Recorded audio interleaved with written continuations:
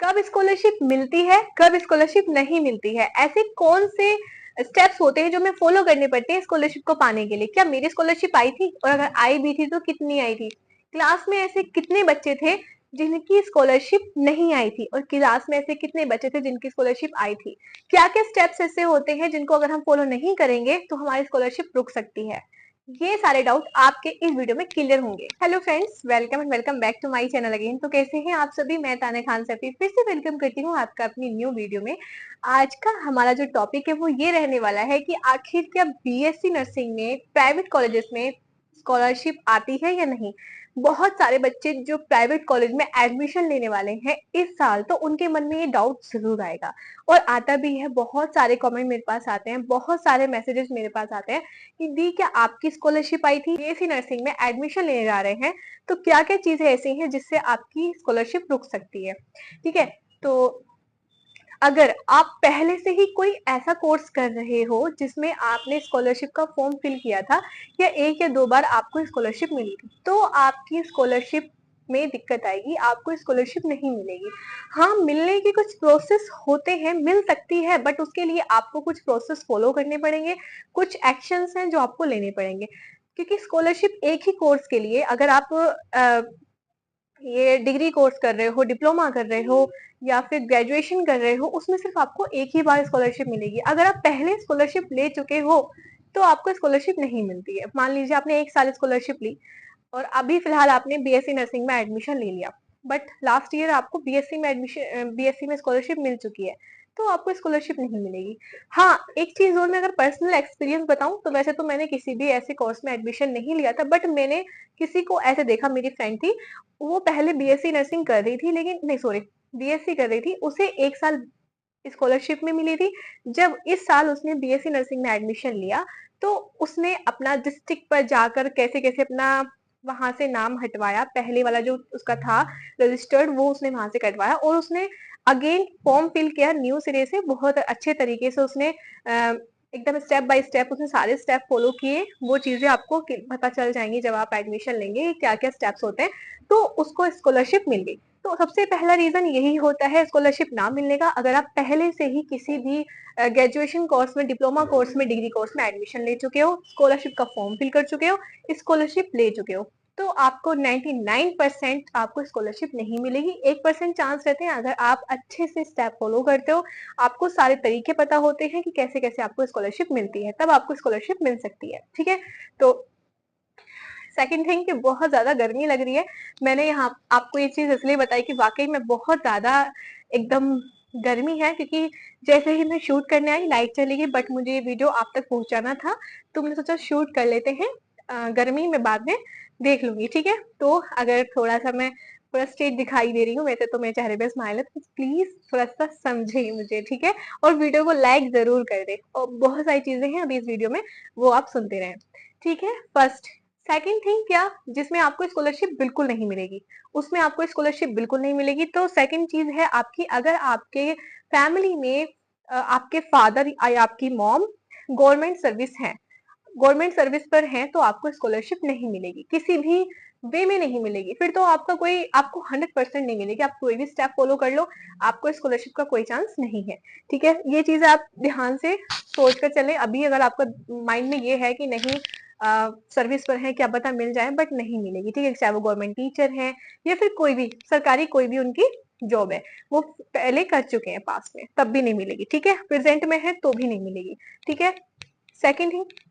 ठीक है, और ये और आगे बढ़ते हैं कि हाँ, ये तो आपको स्कॉलरशिप नहीं मिलेगी। और हाँ, एक चीज हो, एक थर्ड है, अगर आप अदर स्टेट से बिलोंग करते हैं, मान लीजिए आप अदर स्टेट से हैं, जिससे मैं सिर्फ आपका एक इमेजिनेशन अगर मैं करूं, इमेजिनेशन नहीं सॉरी, अगर मैं एग्जांपल आपको दूं, जैसे कि मेरे कॉलेज में एक लड़की है जो हिमाचल प्रदेश से एडमिशन ले रही है, तो उसको यूपी में आकर स्कॉलरशिप नहीं मिलेगी, क्योंकि ये हमारी यूपी की सरकार की योजना होती है, तो वो सिर्फ यूपी वाले बच्चों को ही स्कॉलरशिप देती है, जिसमें कि हमारा डोमिसाइल सर्टिफिकेट वगैरह लगाते हैं, पूरी जांच पड़ताल वहां पर होती है, उसके बेस पर ही आपको स्कॉलरशिप मिलती है। ठीक है, ये तीन चीजें ऐसी हैं जिनसे आपकी स्कॉलरशिप रुकेगी, रुकावटें आएंगी। अब बात करते हैं कि कैसे कैसे हमें स्कॉलरशिप मिलती है, कब मिलती है, कौन सी डेट को मिलेगी, ये सारी चीजें। तो स्कॉलरशिप जो है वो आपकी जब आप एडमिशन ले लेंगे तो आपके स्कॉलरशिप के फॉर्म आपके दिसंबर से भरने स्टार्ट हो जाएंगे, और दिसंबर से आपके जनवरी फरवरी तक वो प्रोसेस चलता है। 2-3 महीने तक आपके वो फॉर्म फिल होते रहते हैं, डेट एक्सटेंड होती रहती है फॉर्म फिल करने की, क्योंकि बहुत सारे बच्चे होते हैं यूपी में, जितने भी स्टूडेंट हैं सबके, ऐसा नहीं कि बीएससी नर्सिंग वालों के अलग से फॉर्म होते हैं, ऐसा नहीं, जितने भी बच्चे होते हैं जो पढ़ाई कर रहे होते हैं यूपी के स्टूडेंट्स, सबके फॉर्म भरे जाते हैं, फिर सरकार उनको स्टेप बाय स्टेप स्कॉलरशिप देना स्टार्ट करती है। ये प्रोसेस आपका मार्च अप्रैल तक चलता है। मार्च या अप्रैल में आपकी स्कॉलरशिप आ जाएगी, ठीक है। तो दिसंबर से लेके मार्च अप्रैल तक आपका प्रोसेस चलेगा, ठीक है। तो ऐसे फॉर्म कैसे फिल होगा वो आप जो कॉलेज में जाएंगे वो अभी आपको जानने की जरूरत है नहीं। तो उसमें कुछ आपके डॉक्यूमेंट्स ही लगते हैं, वो डॉक्यूमेंट्स अगर आपके पास हैं तो कॉलेज वाले आपकी हेल्प करेंगे, स्कॉलरशिप फॉर्म भरे जाएंगे, वो आपको बताएंगे कहाँ प्रॉब्लम है कहाँ नहीं है, फिर उन स्टेप्स को आप क्लियर करके आराम से अपनी स्कॉलरशिप पा सकते हैं।